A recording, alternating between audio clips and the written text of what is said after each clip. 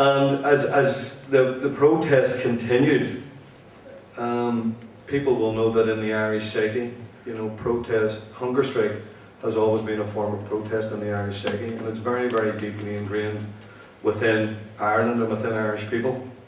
And it was broached on a number of occasions that we need to think about this, and we were trying to sort of work as much as possible to highlight nationally and internationally the conditions inside the H blocks.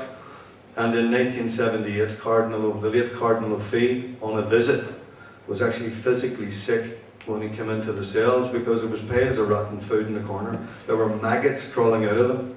Sometimes you woke up in the morning and the maggots were crawling through your blankets. So these were the type of conditions, and he described them as akin to the sewer pipe dwellings of Calcutta when he had been out there on missionary work. And in a sense, he released a statement to the media after he came out of the H blocks that probably Richard Macaulay couldn't probably write today for Gerry Adams, but it was a really hard-hitting and telling statement. And there was a considerable degree of support, even from wide fields of people who urged the British, who would not be IRA supporters or would not be Republican supporters, but even right across the board, for the British to introduce at least meaningful reforms and to try and alleviate the difficult conditions that were in the prison. But they obviously refused because they knew that they possibly had the breaking of us. They felt it, and they were continuing to pursue this course, with the result that by the end of 1980, or by into the middle of 1980, we had somewhere in the region of 400 or 500 prisoners in these conditions. And everything had been gone through. We tried every possible thing, wrote to everybody, tried all sorts of avenues to get them to move, and they wouldn't do it. The National H Block Armagh Committee was set up in late 1979 and did absolutely amazing work in helping to highlight the issue.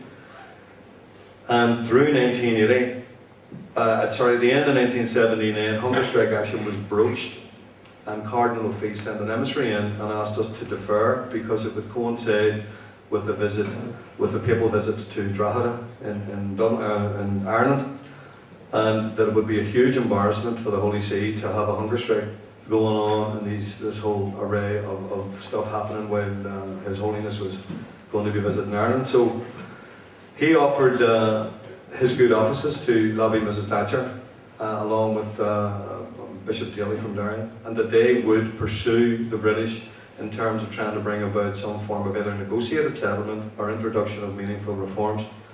And he was run ragged for somewhere in the region of 6 months or more, and wasn't getting anywhere. And finally, when we had talked about hunger strike action, there was a statement released by the British saying that prisoners would be allowed to wear their own clothing.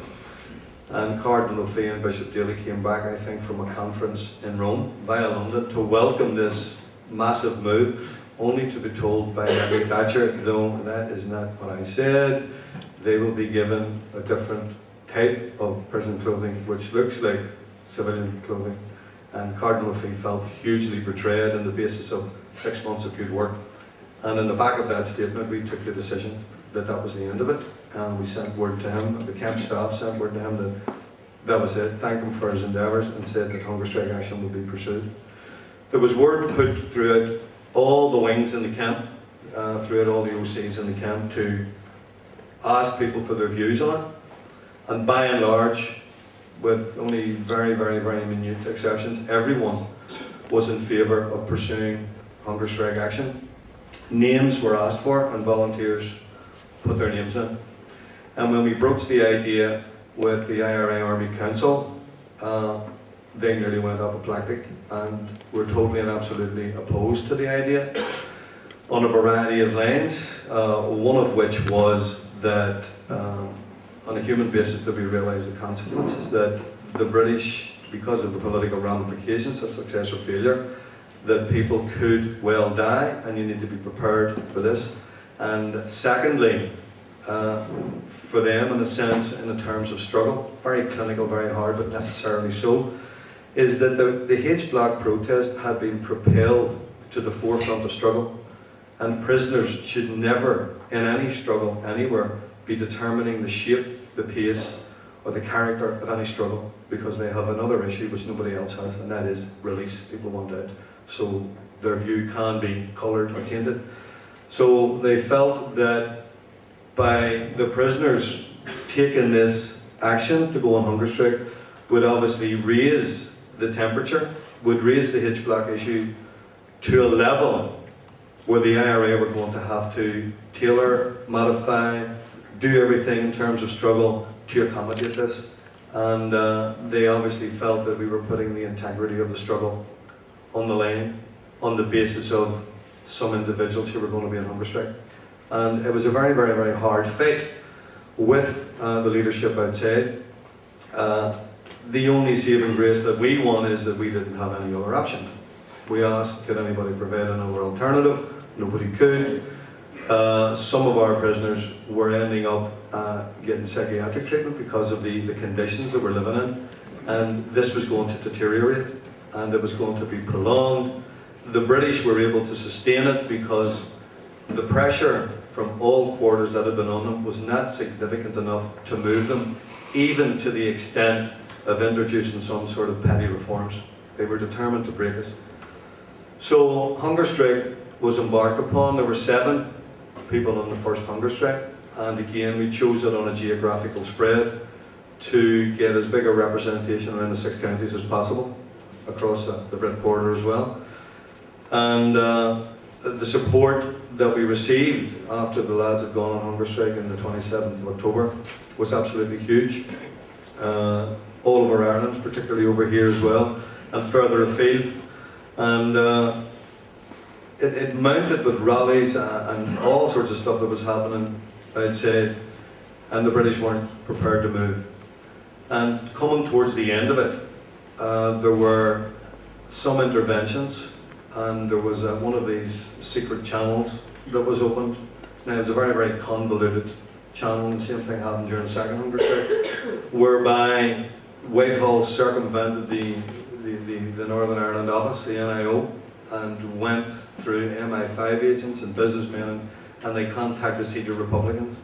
A very, very convoluted way of doing things, and suggested that there might be able to be a document produced that might accommodate the wishes of the prisoners.